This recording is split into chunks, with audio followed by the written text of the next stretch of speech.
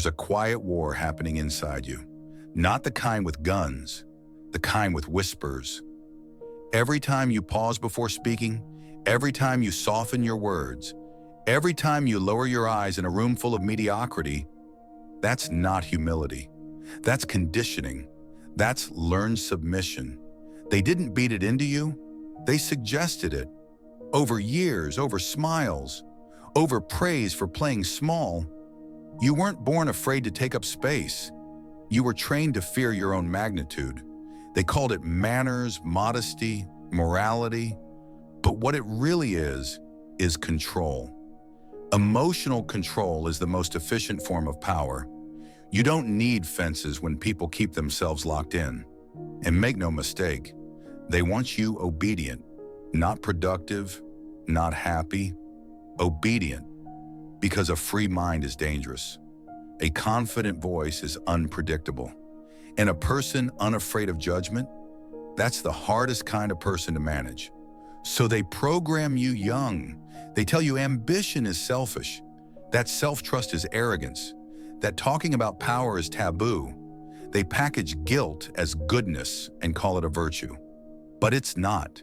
It's a leash. You think you're being mature when you water yourself down. You think you're being ethical when you don't ask for more. You're not. You're being controlled. This isn't morality. It's a system that thrives on people who doubt themselves just enough to stay quiet, because silence is profitable, compliance is efficient, and shame is the software they installed in your brain to keep it running. Ask yourself, when was the last time you held back your opinion, not because it was wrong, but because it might make someone uncomfortable? When was the last time you downplayed your talent so others wouldn't feel insecure? That's not virtue, that's fear. That's the invisible script you've been reading from your whole life. And here's the kicker. The powerful, they don't play by those rules. They're not apologizing for wanting more. They're not whispering their success. They're not softening the edges of their truth just to be tolerated. They don't carry shame, they weaponize it. While you're questioning whether you're too much, they're writing the rules on how much is allowed. They made you feel like rebellion was rude, that standing alone meant you must be wrong. But the truth is, most people won't follow you until the crowd does. And by then, it's too late to lead. This is the strategy they don't want you to see. Control people through guilt, and they'll censor themselves. No need for chains.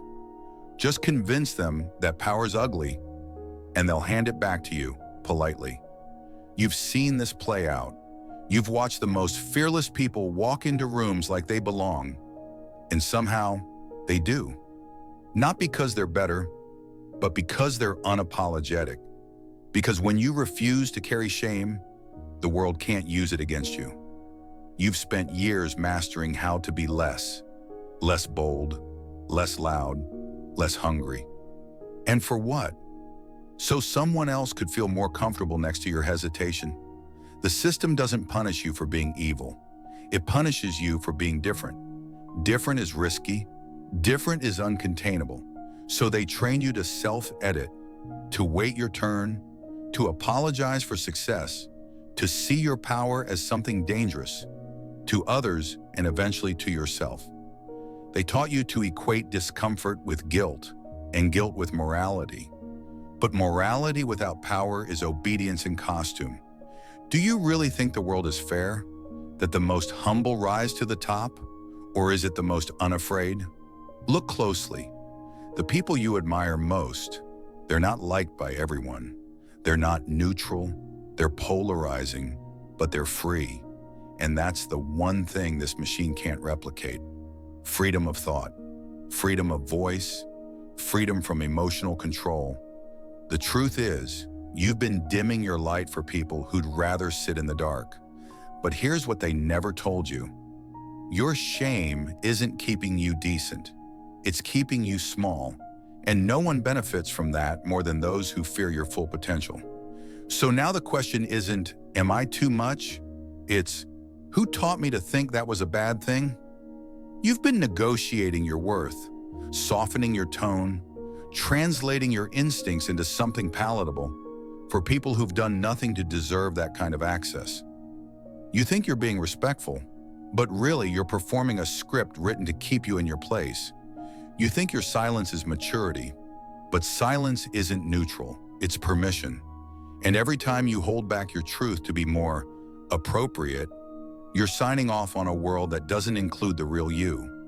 Understand this. Self-betrayal doesn't come all at once. It's death by 1,000 hesitations. You nod instead of speak. You flinch before you act. You lower your standards because too high makes others nervous. And eventually you forget what your full voice even sounds like. But here's the truth they hope you never learn. You were never too much. You were just surrounded by people who preferred you quiet. Because the louder you get, the less control they have. And that scares them. Shamelessness isn't recklessness. It's self-ownership. It's walking through the world unburdened by the fear of not being liked. It's not cruelty, it's clarity. Clarity about who you are, what you want, and what you'll no longer apologize for. That's the real threat to the system. Not violence, not outrage, but individuals who no longer need permission to exist fully, because once you stop needing to be accepted, you start doing the things they said weren't allowed. You ask for more. You raise your prices. You say no without explaining.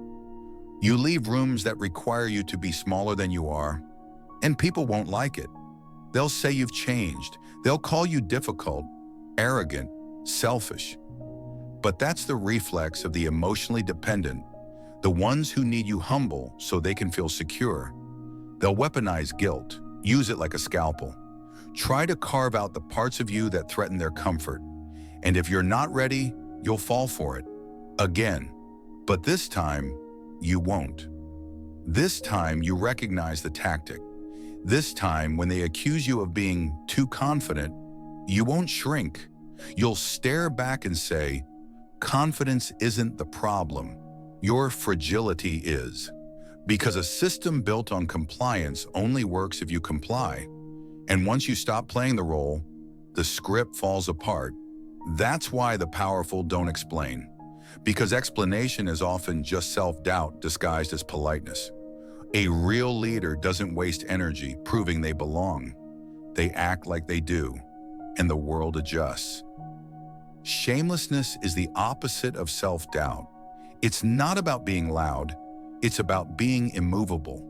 Not aggressive, unmoved. You want to change your life?